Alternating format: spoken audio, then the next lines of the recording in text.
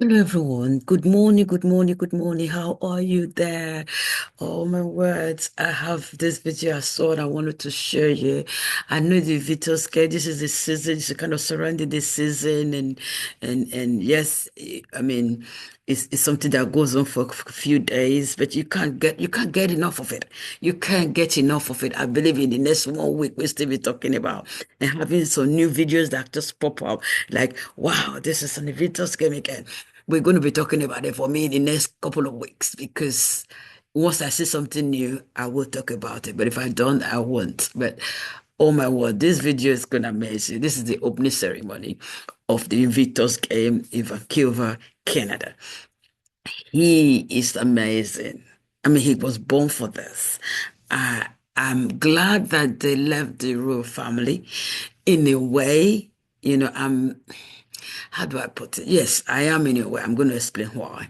Because now he's free, he's happy, the freedom is, I mean, he's free to walk down to the store, he's free to go to the park, he's free to do some certain things that, most people take for granted if you were not brought up in such a rigid, system. Like you can't do, even in families, if you grow up in a family where your daddy will say, you have to do this, you have to do, you have to read no television, da, da, da, da, da. When you come out of that place, you're like a fresh of breath air. You're not going to be out there doing the wrong thing, but you just feel free to say, "Okay, I don't want to, can I just watch something nice? Can I, not read all day, not have friends, and not because you want to, you know what I mean?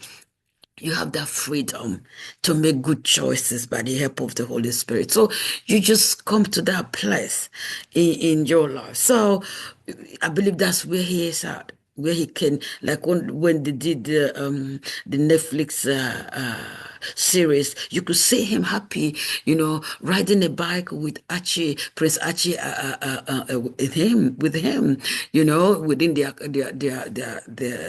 where they live, and he could ride a bike on the streets, with disguise nobody really knew he was one, all of that. He could do some certain things that being in the institution, he is not able to do, you know. Then what part of it do I miss? I miss the father with his family. He's not really able to be there where they used to have that fun, all the ceremonies and all of that, especially with his brother that they were together, grew up together, you know. That I miss for him. I believe he missed that more than anyone else. But anyway, he's doing his thing and with his wife and they're doing well. I'm so glad to see both of them. So in this video, I want you to have a look. Please leave a comment what you think of them and what you think of the game. Not to forget the soldiers who have paid so much price for their country. Having the scar that you can see and cannot see in their life for the rest of their life. But being able to come every 2 years and compete and have fun or train for it. Maybe they start training a year to it, or even maybe once they're done with the Invictus get they hit the road running, just training for the next 2 years, and that takes their mind off for to some extent of their pain, of their regrets, of their wishes, what they would have wanted to be or do or whatever, what their thoughts, what their dreams and visions that they have for their life and family that they're not able to really accomplish all of them because of their disability, mentally, emotionally, whatever way the disabilities are affected them going to war, yeah, and they can put that aside for a moment and just have fun and just love life and realize I am loved. I still have a little to give. I can make people happy. I can bring joy to community. It's amazing to see them, participate. They're the heroes of this particular games. Anyway, let's go and watch this together. So, the Toronto Games in 2017 were incredible. And I'm told that there is pretty much no rivalry between East and West Coast, especially when it comes to sport. So I have a question for you, Vancouver. Are you ready to show Toronto and the world how the games are done?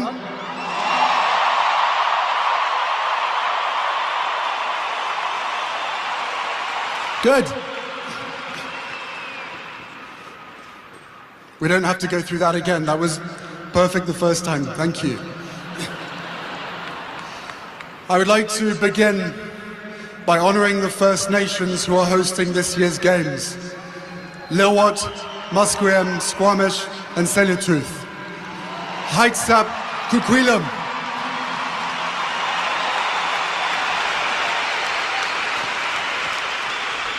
From the bid for the games through to this week's competition, we have walked together side by side on this journey. And we are so grateful to you for having these games on your land. Today and for the next week, warriors unite.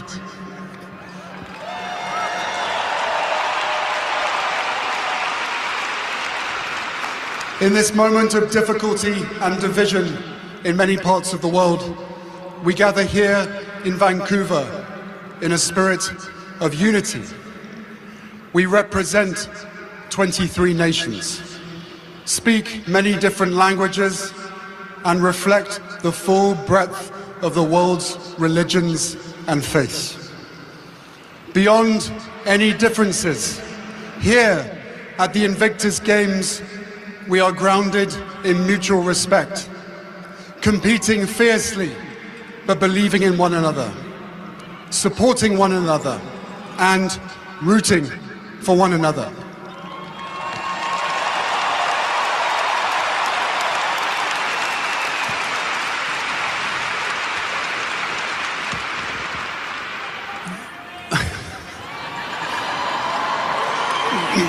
I love you guys. Listen, the games were born more than a decade ago from a promise that I made to myself.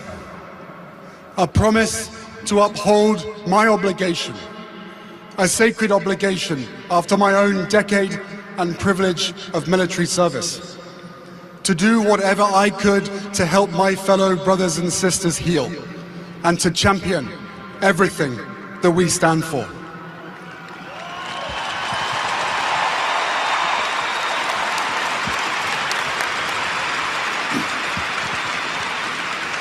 Over the past decade, I've lost count of the times that we've heard you tell us that the Invictus Games saved you.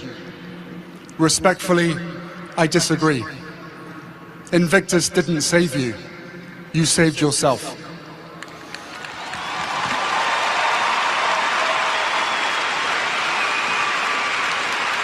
It was you who pushed through the doubt and despair. You who summited your own mountain and brought us along with you. It was you who kept going even when you didn't think you had any more to give. We didn't do that. You did.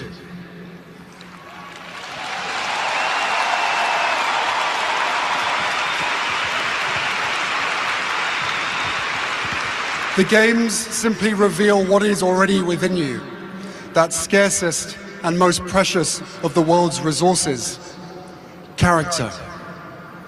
A spirit of fortitude and perseverance that can never be defeated. That is the magic of the Invictus Games.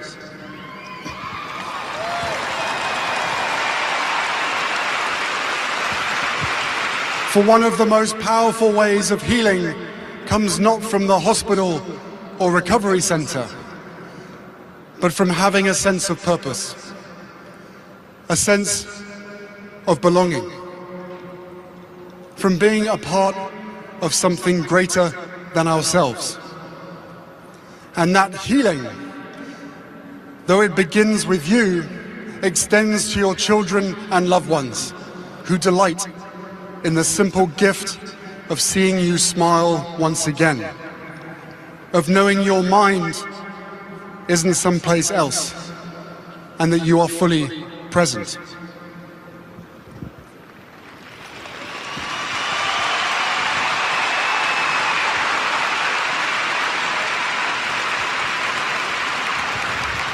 At this moment, when there is no shortage of crises, no absence of uncertainty, no lack of weak moral character in the world, the values you embody, the way you carry yourselves, not only at the Invictus Games, but each and every day, your courage, your resilience, your humanity, illuminate a path forward for us all, and for that, we thank you.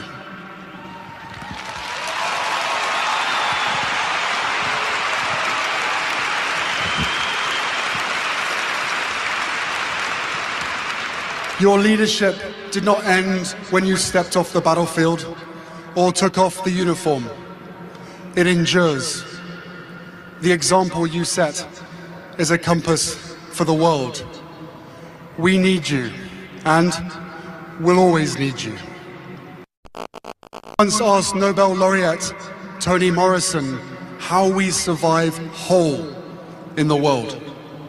And she replied, "Sometimes you don't survive whole, you just survive in part. But the grandeur of life is that attempt. It's not about that solution. It is about being as fearless as one can and behaving as beautifully as one can under completely impossible circumstances." So, as we embark on this year's competition, here is my challenge to all of you. Show the world how you behave under completely impossible circumstances. Show the world your fearlessness. Show the world the grandeur in your attempt at victory. Show the world why you are Invictus. Thank you.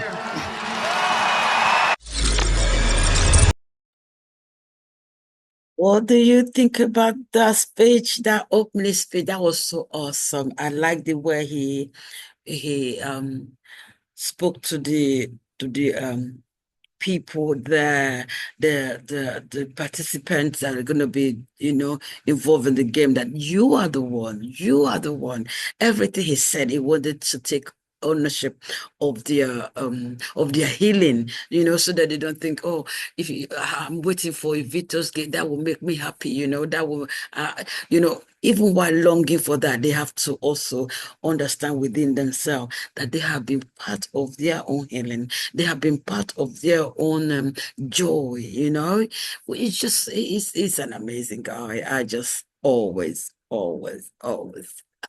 like him. I love the way they operate. I love the fact that while trying to heal, his heart was also for others that are also, going through, or we're going through what he was going through, and we go through what he has been through, and he built this amazing platform where others can come and have fun, look forward to it, to just be part of this game. That's an amazing heart. Sometimes what we go through in life, God uses it to open doors if we allow it. What we go through in life, open doors for us to be a blessing to others that are going through that same situation or might go through that situation in future. So whatever you're going through, don't throw it away. Don't just beat yourself too much on whether you should have, would have, all of that stuff. See how you can be used to be a blessing to other people. See how, your own trial of life can become an answer to other people's own trial. They could have hope because they heard your story. They could have resilience to persevere because they had your own story. They could have a vision for their future because they had your own story. They could continue to trust that it will be better because they had your own story. They will not give up or may not give up because they had your own story. So share your story. Thank you so much for watching. Don't forget to subscribe, like, share, click notification button so when we're on, you will be notified. Remember, you are loved always by the Lord. Take care of yourself now. Bye-bye.